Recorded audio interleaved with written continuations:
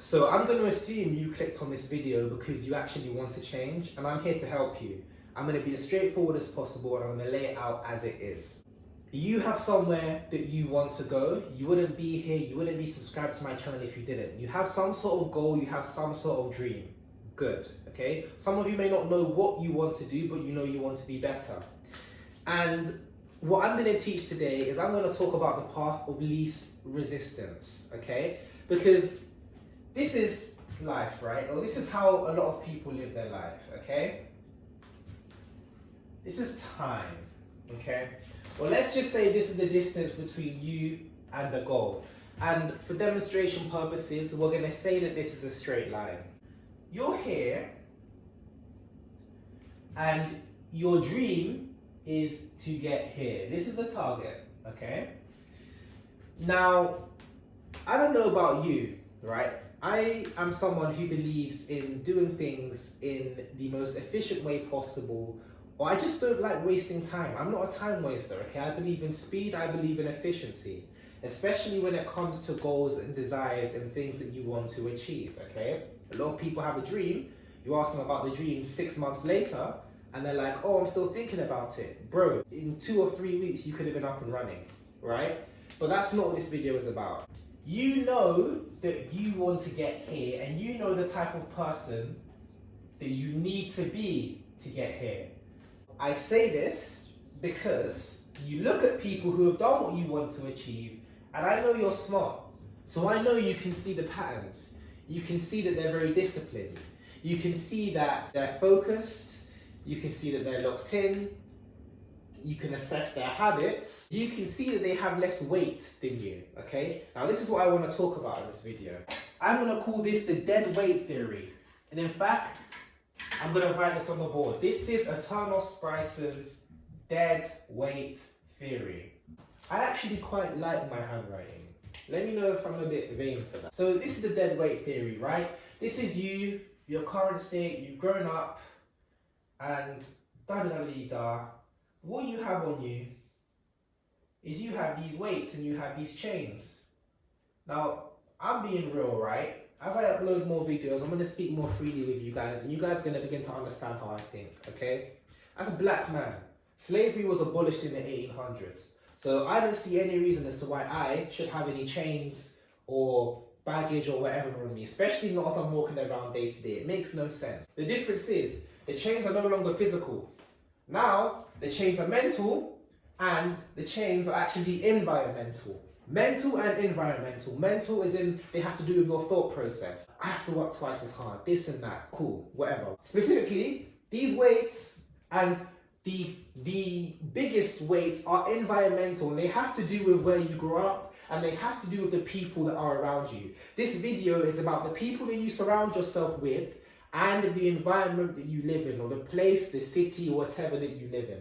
That's what this video is about, okay? Let's firstly talk about friends. One of the basic human desires that every human has is a desire to be loved and the desire to be accepted within a community. A lot of people are surrounded by people they don't like, they know they shouldn't be around, but simply because they are somewhat accepted or they have a somewhat sense of community, they allow themselves to be around people that are of no benefit to them whatsoever.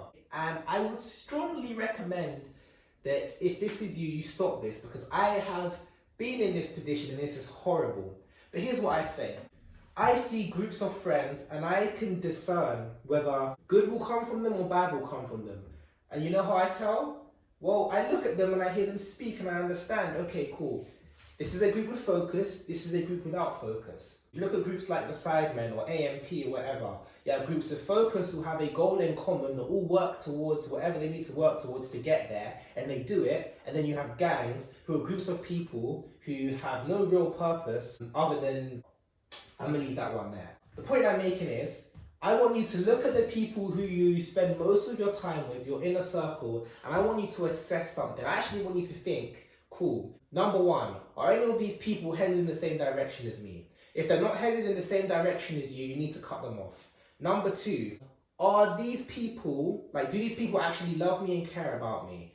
And I don't want your opinion, I want you to look at the facts. Although love is a feeling, it is very much action-based. If your friends are constantly making fun of you and cussing you out or not building you up, likely talking about you behind your back, then you need to get rid of them. It's dead weight. You need to get somewhere, and the majority of people currently only have a fixed time period to do it. Now, I believe in immortality, but I recognize that the majority of people don't. So for the average person, they may have 70, 80, 90, or 100 years to get to where they need to get to. You don't have the time. And this is if you believe in what you believe in. Most likely, you don't have the time to be spending or to be wasting around people. And this has nothing to do with them, all right? This is not about them. This is about you, okay? This is about you wanting to be able to reach a goal, okay? You have a dream. And this has to do with fulfillment of purpose. This isn't just monetary, okay? If you have a dream, you have a goal, you have a desire, then these people will just hold you back. Be it 10 years, be it 20 years. My thing is this, okay? There are people on this planet who will love you for who you are, regardless of your beliefs, regardless of whatever. So don't compromise. Oftentimes, you have a great circle awaiting you when you get here. And so this road may be very lonely, but you have to be willing to walk on it. And I am willing to walk on it. I will cut people off. Not in a rude way, but you just won't hear from me. Simply because I'm on a path, right? And I'm very aware that I have certain friends who are on a similar path, and so we convene, whether that's in person or whether that's internationally. Hi Isaiah, hi Devney, hi Kieran, Nelson, all of you guys, you know who you are. Anthony, online, hi Dominic, Alex, Joshua, Rachel, the list goes on and on and on and on and on. Peace, love and blessings to you all. I know Keith, I know you're watching. Yeah. The point I'm making is, you'll find your community, be it online or in person, wherever it may be, you'll find them. And I have friends who I still love and I care for dearly, but they're not on the same path that I'm on. They may not share the same beliefs, which is perfectly fine, but when it comes to this journey in particular, we may not be walking in alignment with each other, and so I distance myself from them. It doesn't mean I don't love them, but it means I recognize the importance of being able to reach where I need to reach. I've had friends who have consistently over the years made like sly little jokes about things, and I've cut them off. Because when you're consistently saying something to drag another person down, it's just extra weight that you don't need. And then when you reach the success, they'll probably then come and they'll try and do this and that and whatever, right? Look at Ibrahim Traore, right? He's leading a country. People in his circle have been offered millions to get him assassinated and killed.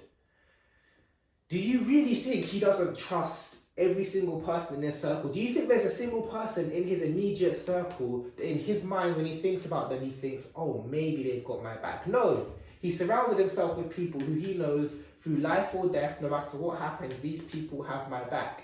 And the fruit of that is that he's a very successful person, and people have tried to kill him and no one's been successful yet, and he's doing a great job running his country.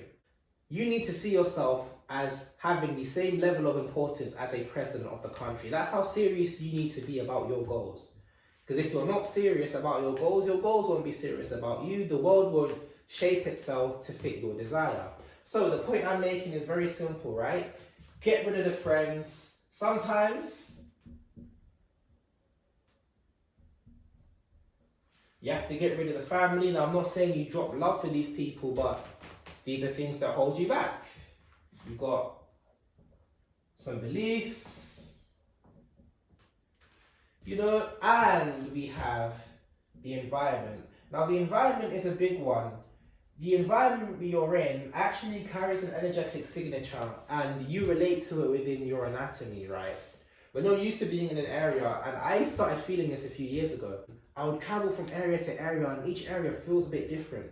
Like recently when I was in, was it Belgium or America? I felt it in both. But Belgium, because I have family out there, it feels so much different to the UK, and I love it. Even when I went to Dallas, as soon as I stepped off the plane, like it just feels so much different. Like it's like, wow. Even when I leave where I'm at and go to a different city, it feels different. And so sometimes it's the environment, right? Sometimes you're so used to doing a certain thing and you have so many habits attached to your environment that when you're trying to break that energetic signature, when you're trying to increase or raise your frequency, remember what you do frequently becomes your frequency. One of my 2 mentors taught me. What you're doing is when you're trying to increase your frequency, you're breaking old energetic patterns, old patterns of behavior, and you're trying to step into new ones. Changing the environment is one of the best ways to do so. Let me tell you something, right? I'm not a messy person, but there have been times where my room at home growing up was messy. And, you know, my mum will tell you, you just be like, yo, you need to clean your room, or you get a pout, or whatever it may be. When I moved out for 2 years, I was living in a room, different environment, and that room was never untidy. You can ask the cleaners, you can ask anyone. I changed the environment and I set a new set of rules for that environment. Same thing with when I went to uni over here. When I moved back, my room would then be messy sometimes. Because sometimes it's the environment. It's the environment that you're in. The people that you surround yourself with. People call it code switching, but deep how your body and your personality naturally changes and adapts to who you're around.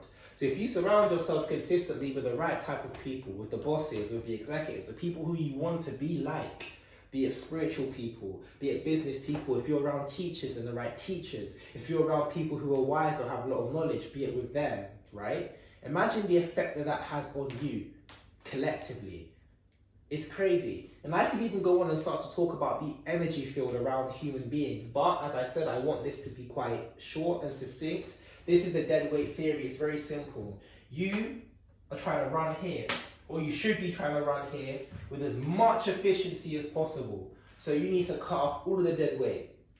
Okay? And in fact, I'm going to put fake above these. Okay? That is this week's lesson. I want you to look at your circle and assess who's around you and start taking this stuff seriously.